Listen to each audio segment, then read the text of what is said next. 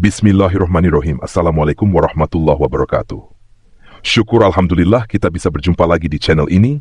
Shalawat dan salam selalu dan tetap tercurahkan kepada junjungan kita, Nabi besar Muhammad Shallallahu Alaihi Wasallam. Allahumma sholli ala Sayyidina Muhammad wa ala ali Sayyidina Muhammad. Harapan dan doa saya, semoga saudaraku semuanya selalu diberikan kesehatan, dilapangkan rezekinya, diampuni dosa-dosanya, dan dipanjangkan umurnya. Amin ya Rabbal Alamin. Sahabat beriman yang dirahmati Allah, setiap orang memiliki garis takdirnya masing-masing, baik itu rezeki, jodoh, maupun kematian. Ini memang tak bisa dipungkiri bahwa semua itu sudah diatur oleh Yang Maha Kuasa, Allah Subhanahu wa Ta'ala. Mungkin kita pernah melihat bahwasanya, meski sebagian besar orang lakukan kerja keras agar mendapatkan rezeki atau kekayaan yang berlimpah, namun pada kenyataannya, masih banyak yang belum mampu mendapatkan layaknya yang diinginkan.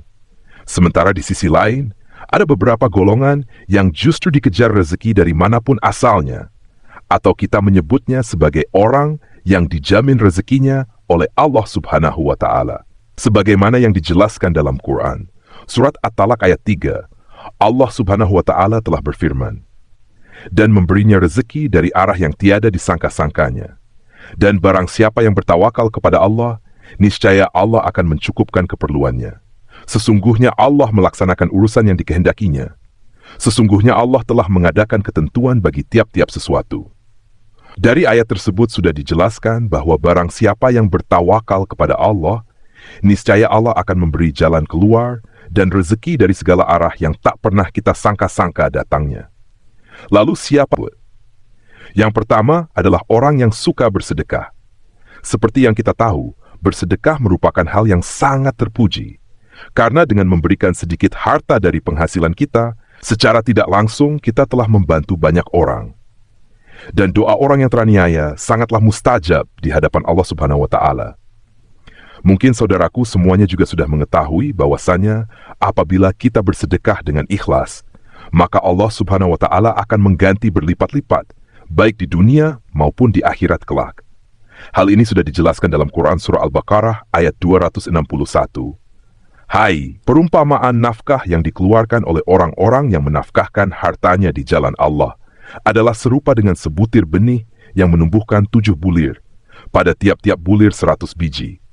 Allah melipat gandakan ganjaran bagi siapa yang Dia kehendaki, dan Allah maha luas karunia-Nya lagi maha mengetahui. Sahabat beriman yang dirahmati Allah, bolehkah kita bersedekah?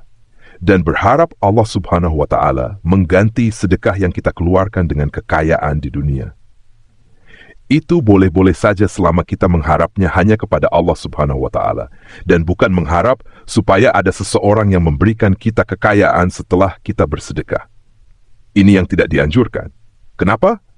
Karena kita sudah berharap kepada sesama makhluk ciptaan Allah Subhanahu wa Ta'ala, sedangkan Allah Subhanahu wa Ta'ala sudah memerintahkan untuk tidak menggantungkan diri kepada sesama makhluknya, yang menandakan kita telah menyekutukan Allah dengan sesuatu.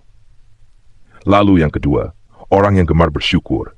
Ini sudah tidak dipungkiri lagi, bahwasanya apabila kita selalu bersyukur setiap saat, baik ketika mendapatkan rezeki yang berupa harta benda kesehatan, atau bahkan dalam kondisi diuji dengan sakit pun, kita bersyukur, insya Allah Allah Subhanahu wa Ta'ala akan menambah nikmat kita, dan dengan kuasanya akan mengangkat penyakit dalam diri kita. Di dalam Quran Surah Ibrahim ayat 7, Allah Subhanahu wa Ta'ala sudah berfirman, dan ingatlah juga tatkala Tuhanmu memaklumkan, sesungguhnya jika kamu bersyukur, pasti kami akan menambah nikmat kepadamu. Dan jika kamu mengingkari nikmatku, maka sesungguhnya azabku sangat pedih. Dari ayat di atas sudah jelas dikatakan bahwa barang siapa yang sering mensyukuri nikmat yang diberikan Allah Subhanahu wa Ta'ala, maka Allah akan menambah nikmat untuk kita. Akan tetapi, jika kita mengingkari nikmat yang diberikan Allah Subhanahu wa Ta'ala, maka Allah akan mengazab orang tersebut dengan azab yang sangat pedih. Untuk itu, teruslah bersyukur dalam segala kondisi, dan lakukan setiap hari ini. Insya Allah nikmat kita akan terus ditambah oleh Allah Subhanahu wa Ta'ala. Amin ya Rabbal Alamin. Yang ketiga, orang yang sering membaca Al-Quran, terutama surah Al-Waqiah. Surah Al-Waqiah memang dikenal memiliki keutamaan dalam hal mendatangkan rezeki atau nikmat.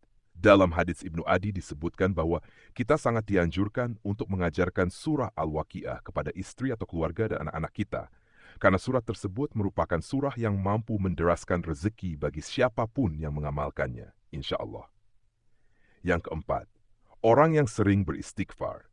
Istighfar merupakan salah satu usaha batiniah kita untuk memohon ampunan kepada Allah Subhanahu wa Ta'ala atas segala dosa yang kita perbuat. Lalu apa hubungannya dengan selalu dikejar rezeki?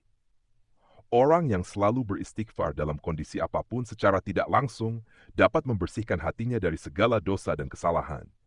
Ketika hati kita bersih, maka kemungkinan besar rezeki yang diberikan oleh Allah Subhanahu wa Ta'ala bisa sampai kepada kita. Dalam Quran Surah Hud ayat 3, Allah SWT sudah berfirman, "Dan hendaklah kamu meminta ampun kepada Tuhanmu dan bertaubat kepadanya. Jika kamu mengerjakan yang demikian, niscaya Dia akan memberi kenikmatan yang baik terus-menerus kepadamu sampai kepada waktu yang telah ditentukan. Dan Dia akan memberikan kepada tiap-tiap orang yang mempunyai keutamaan, balasan keutamaannya. Jika kamu berpaling, maka sesungguhnya aku takut kamu akan ditimpa siksa hari kiamat." Sahabat beriman yang dirahmati Allah, marilah kita semua mulai membiasakan untuk terus beristighfar, supaya hati kita menjadi bersih dan kita bisa mendapatkan nikmat yang Allah Subhanahu wa Ta'ala janjikan. Karena kita semua tahu Allah Subhanahu wa Ta'ala menyukai orang-orang yang berhati bersih. Lalu yang kelima, orang yang suka berdoa dan selalu berusaha.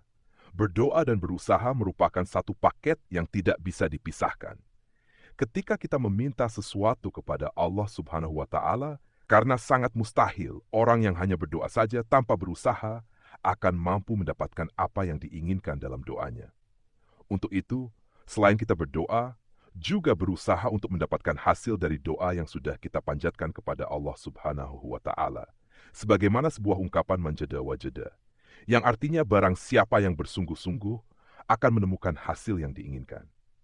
Kemudian yang keenam, orang yang selalu tawakal kepada Allah Subhanahu wa Ta'ala. Secara harfiah, tawakal adalah berserah diri dan menyandarkan hati hanya kepada Allah Subhanahu wa Ta'ala. Orang yang tawakal merupakan orang yang sangat yakin, seyakin-yakinnya, bahwasanya hanya Allah Subhanahu wa Ta'ala saja yang dapat memberi, memberikan, dan mencegah. Maksudnya adalah memberi manfaat dari apa yang telah diciptakannya, memberi nikmat kepada setiap manusia dan seluruh jagat seisinya, serta mencegah keburukan yang dilakukan manusia maupun dari setan. Dari Umar bin Khattab radhiyallahu anhu, Rasulullah shallallahu alaihi wasallam pernah bersabda, "Seandainya kalian sungguh-sungguh bertawakal kepada Allah, sungguh Allah akan memberi kalian rezeki sebagaimana Allah memberi rezeki kepada seekor burung yang pergi dalam keadaan lapar dan kembali dalam keadaan kekenyangan." Hadis riwayat Ahmad, Tirmidzi, Ibnu Majah, Ibnu Hibban, dan Al-Hakim.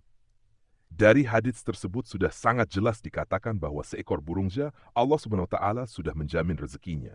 Apalagi kita sebagai manusia yang mau bertawakal hanya kepada Allah Subhanahu wa Ta'ala. Insya Allah, rezeki tidak akan pernah putus diberikan oleh Allah Subhanahu wa Ta'ala kepada kita. Wallahu a'lam bishawab. Demikian yang bisa saya bagikan. Semoga video ini bermanfaat untuk kita semua. Amin ya robbal alamin. Assalamualaikum warahmatullahi wabarakatuh.